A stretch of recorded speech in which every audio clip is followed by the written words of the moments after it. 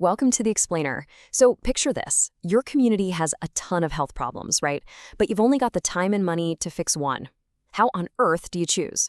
Well, today we're going to break down this amazing process that shows you exactly how.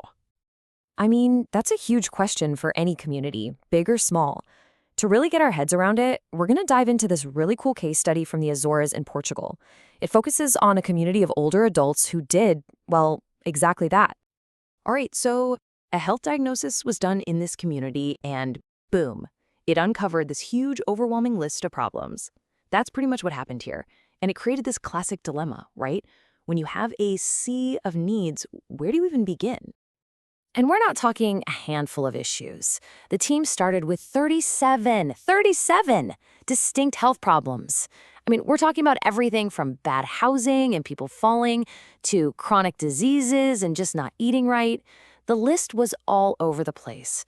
So the absolute key was to come up with some kind of system, a process, to sort through this mess. Okay, so let's look at the first filter in this whole process. This is where the local health team steps in and starts using hard data to narrow things down. You can think of it like the top of a giant funnel, where that huge list gets its very first reality check.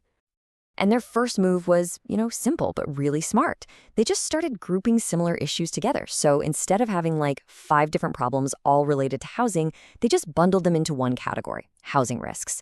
And just by doing that, they chopped that list of 37 problems down to a much more manageable 19. Next up, the team scored each of those 19 problems. They used something called, get ready for it, epidemiological criteria. It sounds super technical, but really it's just a fancy way of asking 3 really important questions. 1, how many people does this affect? 2, how bad are the consequences? And 3, what are the ripple effects, the social and economic impacts? This is how you bring some cold, hard objectivity into a really complicated emotional decision. So after running all 19 problems through that data filter, the list got a lot shorter. They went from that crazy initial list of 37 down to 19 groups, and finally, they landed on the top 9 most significant threats. Pretty effective, right? But here's the thing, data alone is never the whole story. So the next step was absolutely crucial.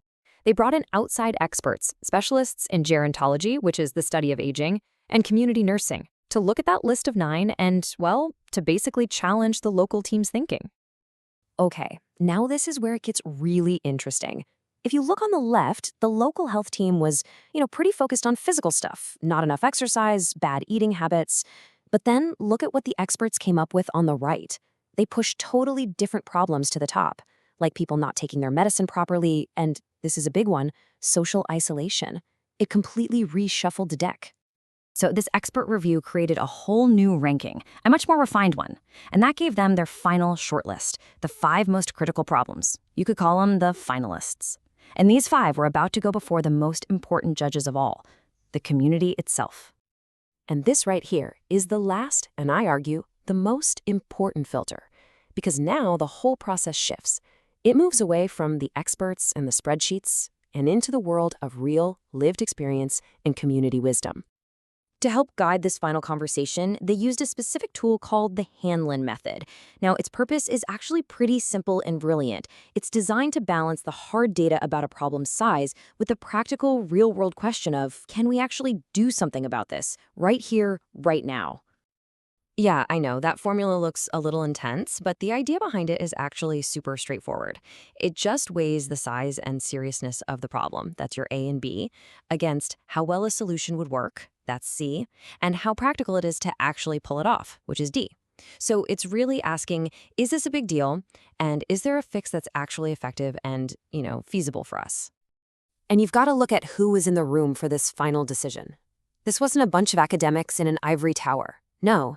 It was a focus group made up of the people who are the backbone of the community, the parish chairman, the priest, social workers, the head nurse, and, this is so important, 4 older adults from the community. These are the folks who know what's really going on. Okay, so after this whole intense 3-stage process, filtering everything through the health team, then the experts, and finally the community, what did they land on? What was their number 1 single most important health priority? From those original 37 problems, this whole funnel has led us down to just 1. All right, check out the final scores here from the Hanlon method. You can see exactly how the community focus group voted. I mean, it was close. Things like eating habits and physical activity scored really high, which makes sense, but one problem just edged him out, with a top score of 19. That score meant it wasn't just a big problem, it was a solvable one. And there it is. The #1 priority was low social interaction. Think about that. It's the problem the outside experts had flagged, and it's the one the community themselves agreed was not only super serious, but, and this is the key part, it was something they felt they could actually do something about, together. And this right here, this is the whole point. This quote from the study absolutely nails it. You get effective decisions when you add community knowledge to the inflexibility of numbers. It's that perfect blend, right? You need the hard data, but you also need the wisdom of the people living it every single day. So that kind of leaves us with one final thought. If you were to take this exact same process, this 3-step filter, and apply it to your community, if you started with all the problems and whittled them down to just one, what do you think would end up at the very top of the list?